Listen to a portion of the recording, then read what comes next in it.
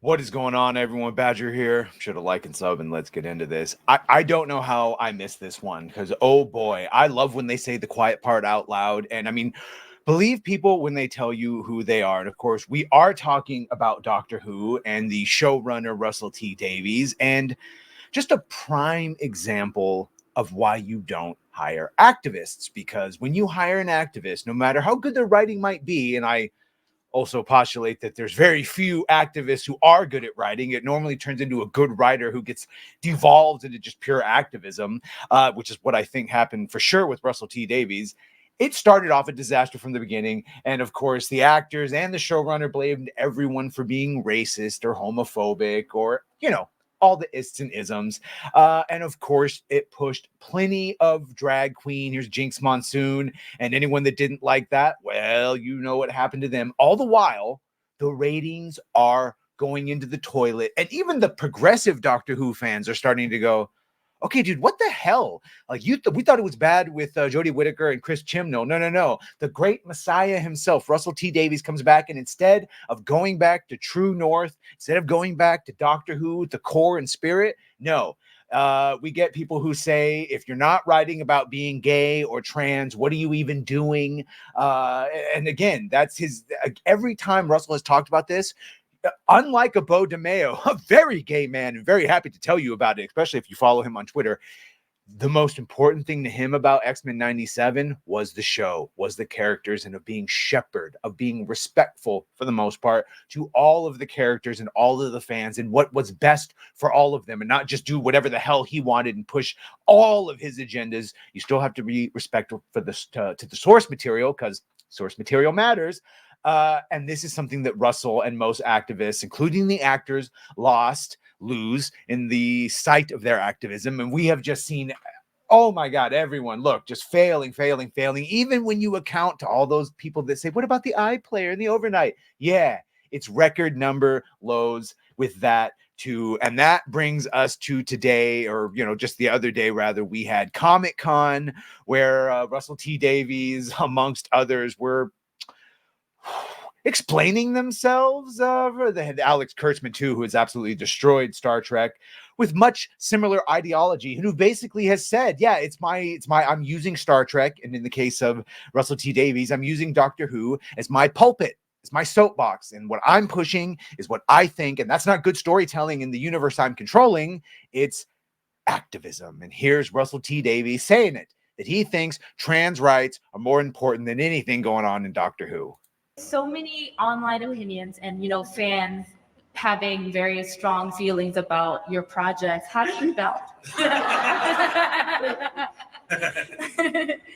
How do you balance? I've had record low in the history since the 80s of Doctor Who. In 30 years of the series, I've had the lowest ratings. It's so funny. Play that balancing act of, yes, we want to do something that fans love, but also focusing on the story and getting it right and telling the best story that you possibly can. Yes. I don't go online much.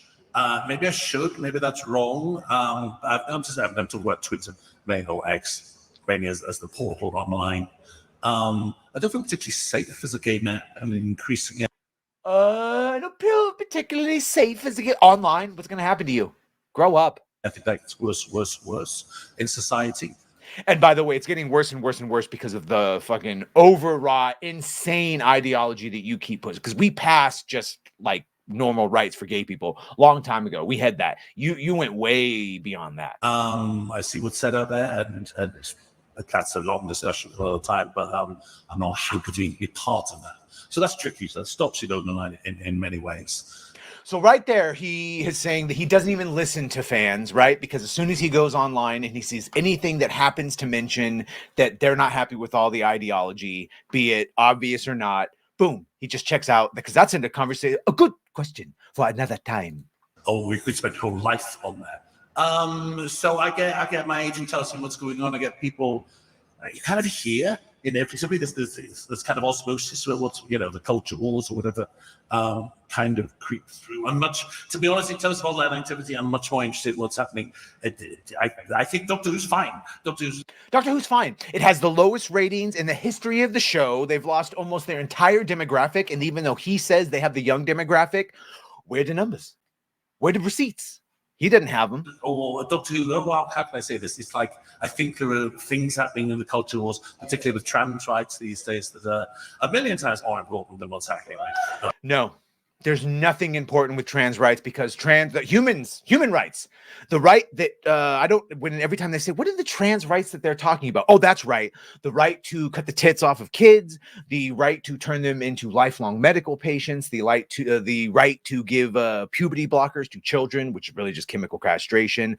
That right, the right for biological men to, and we just saw this at the Olympics, fight women, actual real women, not that fun 2.0 women with penises that we got now, actual women. Yeah, those are the rights he's talking about. And I hope many others will stand against that, because that's not any sort of right. That's an abomination. That's the right to take away women spaces and women's achievements. And man, it's about time we just, no, and you can't shy us away with terms like bigot and transphobe and all that. It means nothing. It means nothing. And also, you are actually the greatest threat out there.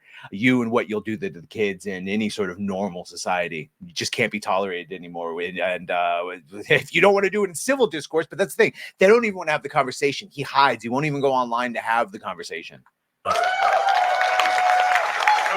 Room full of sick. Look, a couple of people clapping, everyone else just sitting there in shock at what's been done to their series. It's to be forced, and it's getting worse. It's terrifying. So, you're fighting some of those battles on the show just by the representation. Just by the representation. See, you're really a warrior. In fact, you should really be getting a medal. We should have you at the White House once we figure out who the hell is actually running it, and you should be given a medal, because you're a war hero at this point. Absolute war hero. Yes. Sorry, he's British. You should be knighted. Oh, he should totally be knighted. He should be Sir Russel T. Davies, right? Because he's a bloody war hero. That wonderful cast discovery. I love it. Yeah. I think I did that on purpose. You must do that. Absolutely. Yes. That's part of the battle. So, obviously, if you take that step into saying, what do you pay attention? I kind of have to rely on my own fan brain in the end to see what I think's going on. So he the only person he cares about is what he thinks about Doctor Who, and he thinks Doctor Who is doing just great. All evidence to the contrary. Oh no, what do you think about this?